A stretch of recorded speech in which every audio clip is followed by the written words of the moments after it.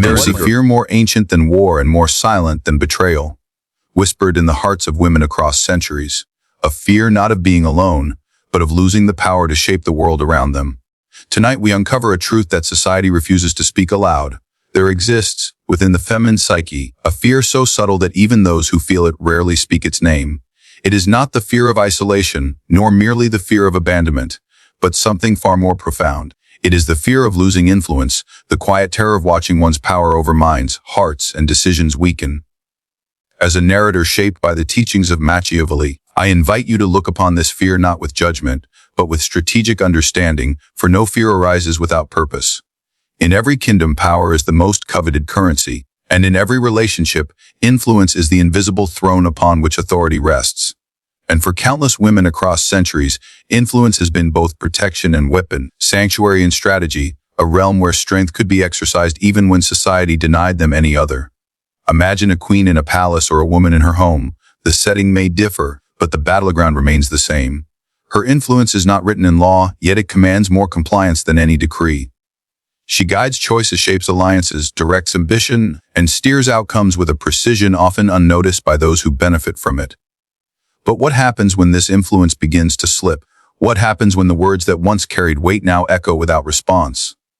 When affection no longer commands loyalty and presence no longer shapes behavior, the seat of her power trembles. This is the unspoken fear that lingers in the shadows of the feminine psyche, not the fear of being alone, but the fear of becoming irrelevant.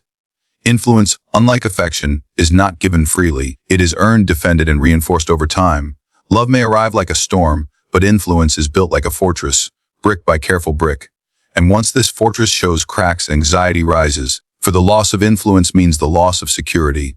It means standing in a world where one can no longer predict outcomes, no longer sway decisions, no longer protect what she values through subtle persuasion.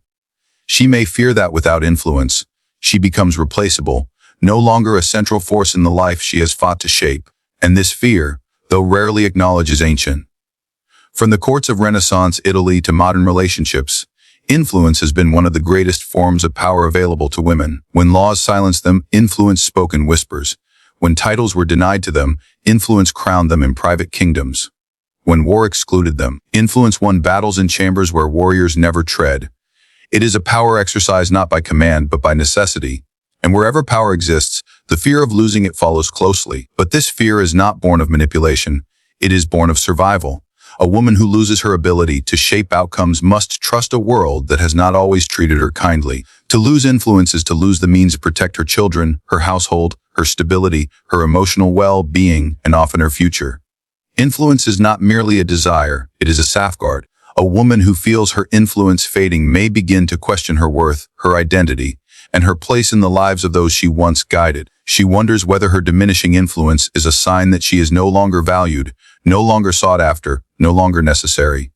And necessity in the world of power is everything. Machiavelli taught that rulers fall not when their armies weaken, but when their influence over the hearts of their people fades. Power lies not in what one controls directly, but in what one makes others choose to do. Influence is the ability to shape choices without forcing them. And so, when a woman feels that her influence is waning, it is not only control she fears losing, but identity. For many have woven influence into the fabric of their self-worth. To be heard is to exist, to be ignored is to vanish quietly, while still standing in full view.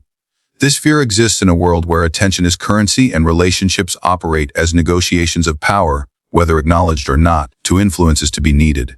To lose influence is to fear displacement by another voice, another presence, another force able to command what she once did. The fear whispers, what if I am no longer the one whose opinion matters? What if decisions move forward without me? What if I become an observer in a life I once helped lead? And though few will admit it, these questions shape behaviors, choices, and desires more powerfully than love itself. For love may warm the heart, but influence steers the future.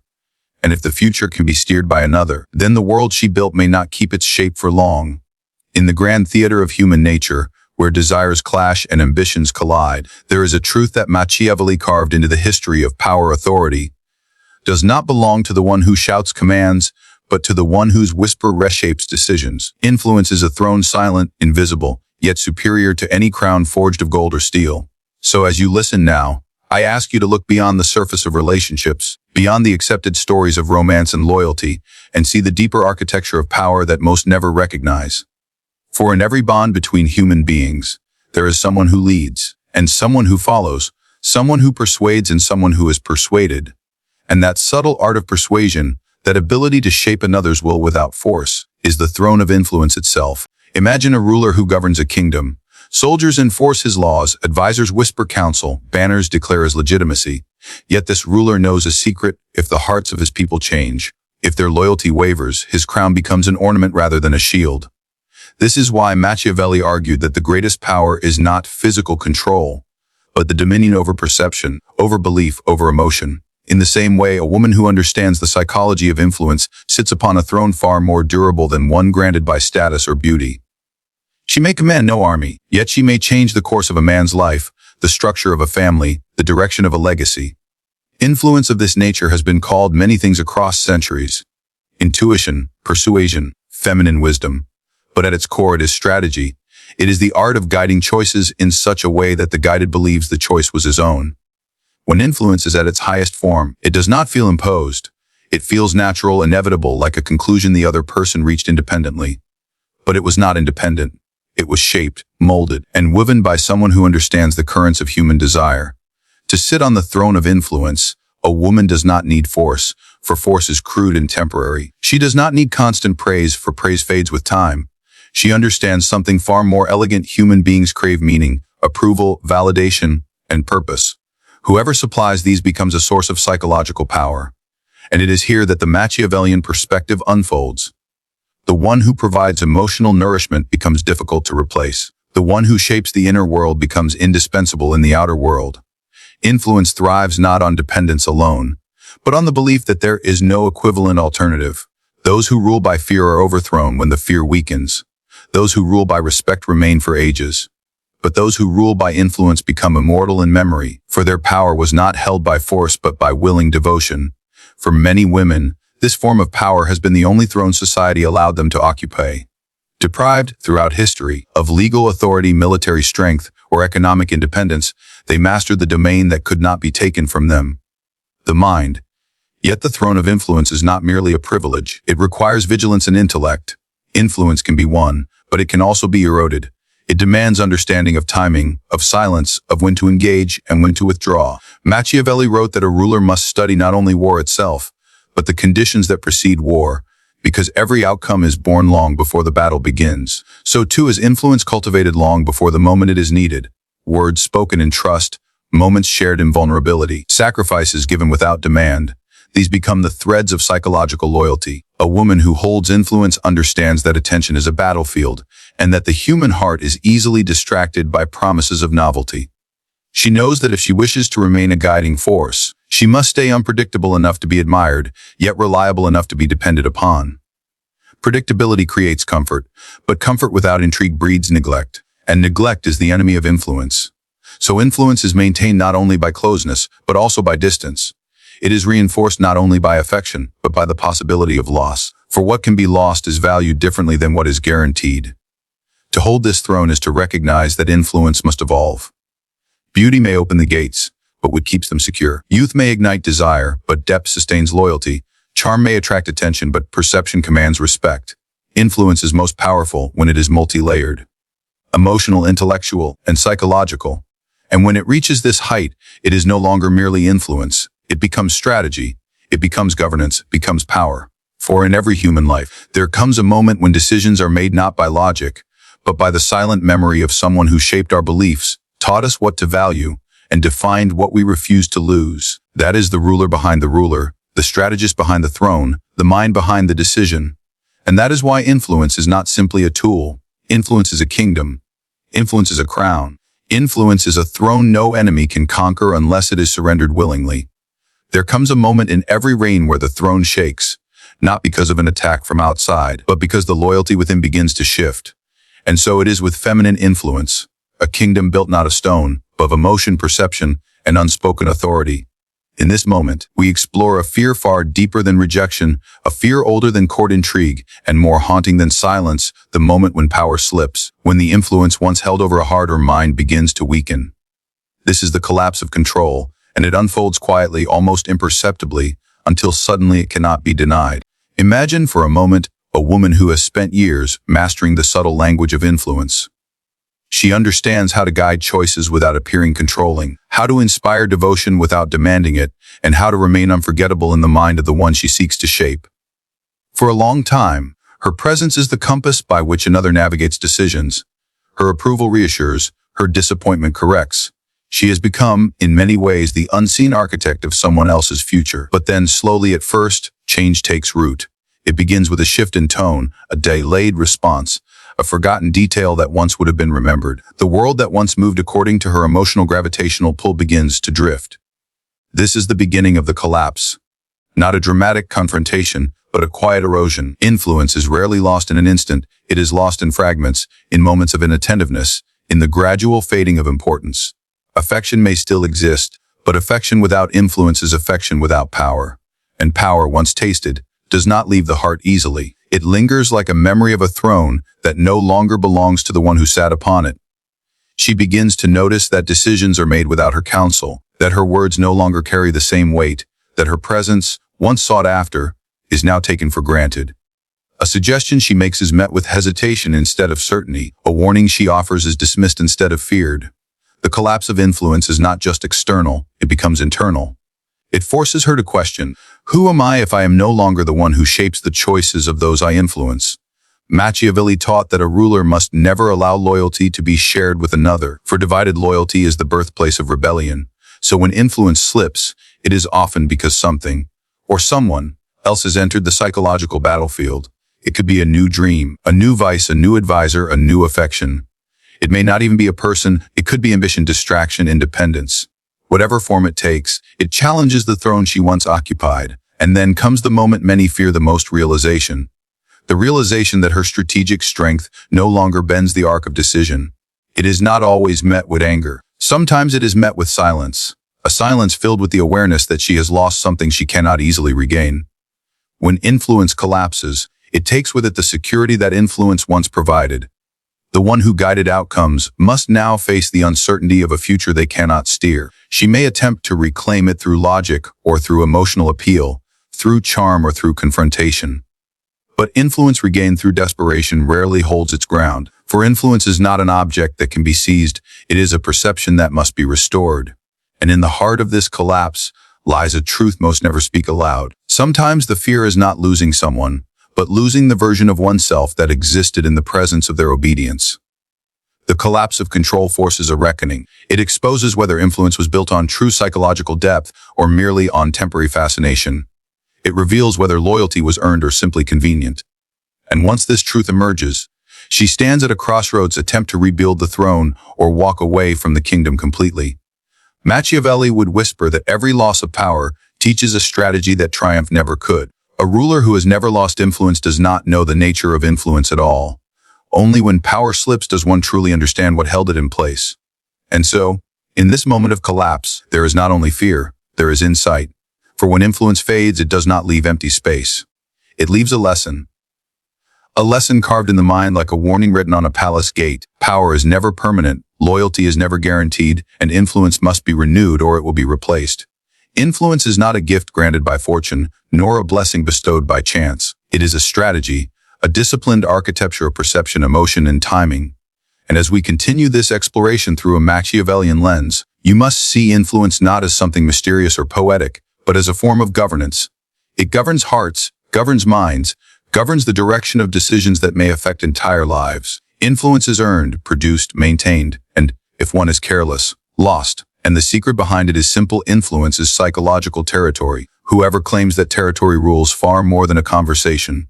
They rule the internal world of another person, and therefore, the external world that person creates. To understand how influence is won, one must first understand what people seek. Human beings crave significance. They want to feel understood more than corrected, valued more than tolerated, desired more than needed.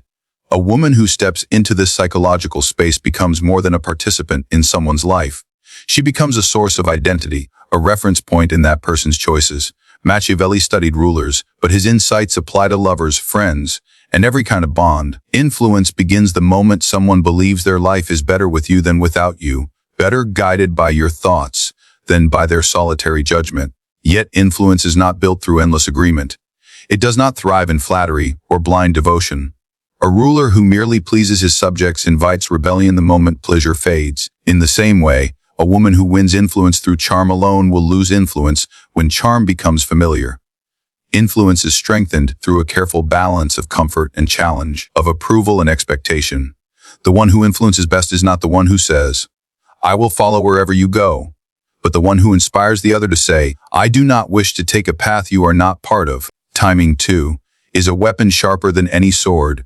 Influence requires an understanding of when to speak and when silence has more power. Many lose their influence not because their words are wrong, but because their timing is careless.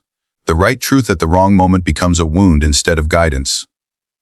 The right advice delivered with impatience becomes insult instead of wisdom. Machiavelli would say that battles are not won only by strength, but by knowing when strength must remain hidden until it is necessary. Influence is the same. It thrives not only in saying what matters, but in knowing when it will matter most. And yet, as powerful as influence can be, it is fragile. It can be lost through predictability. When one becomes predictable, they become easy to ignore. They are no longer a force that shapes thought, but a background noise in the mind of someone who once listened intently. Influence fades where mystery dies, where presence becomes routine, where value is assumed rather than renewed.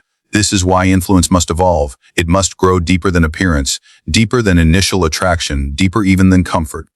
When influence matures, it becomes rooted in identity, in shared meaning, in the memory of what life was before and what it is now. There is another path by which influence is lost, the path of neglect. Influence is a living structure. It must be cultivated, maintained, and reinforced. When a woman stops investing in the emotional and intellectual connection that gave her influence, she risks losing it to someone who will. The heart is a kingdom that will always have a ruler. If the one who once ruled abdicates, another will claim the throne. Influence is never lost into emptiness. It is transferred, and that transfer is often invisible until it has already occurred. To win influence is to understand desire. To lose influence is to misunderstand it. Desire is not merely attraction. It is the belief that someone holds a key to a better version of oneself.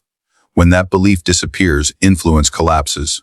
So the strategy is clear: become aligned not only with who a person is, but with who they want to become. Influence is strongest where identity is shared, where vision is mutual, where the future feels intertwined with the presence of the one who influences. Machiavelli wrote that a ruler must learn to be both a lion and a fox. The lion for strength, the fox for cunning. Influence is the fox's domain. It does not roar, it whispers. It does not command, it suggests. It does not force, it invites. And the one who understands this art does not need to seize power, for power rises to meet them. Influence is won through meaning. Influence is maintained through value. Influence is lost through complacency. For in the grand design of human connection, no throne is ever empty, and no power is ever secure unless it is renewed through intention, through depth, through strategy, through the quiet mastery of the human heart. And so, as we close this exploration into the secret feminine fear no one talks about, we return to the truth that has a code from the courts of Renaissance Florence to the hearts of modern relationships. Power is not always worn like a crown. Sometimes it is carried in silence, in influence, in the delicate ability to move another's world without ever lifting a sword. The ancient fear hidden within the feminine psyche is not simply the fear of losing love, but the fear of losing the power to shape what love becomes. A fear not of standing alone, but of becoming unseen in a life once shaped by her presence. We have revealed that influence is a throne, not granted but earned. It is maintained not by demand, but by mastery of the human mind. It falters when loyalty shifts, when presence is taken for granted, when the once unquestioned voice becomes an echo instead of a guide. And it can collapse, not in dramatic ruin, but in the quiet withdrawal of attention, affection, and psychological gravity. Yet within this fear lies power, for fear itself is a teacher. Influence once lost teaches what must be rebuilt. Influence threatened reveals what must evolve. And influence, once understood through a Machiavellian lens, becomes more than a fear to avoid.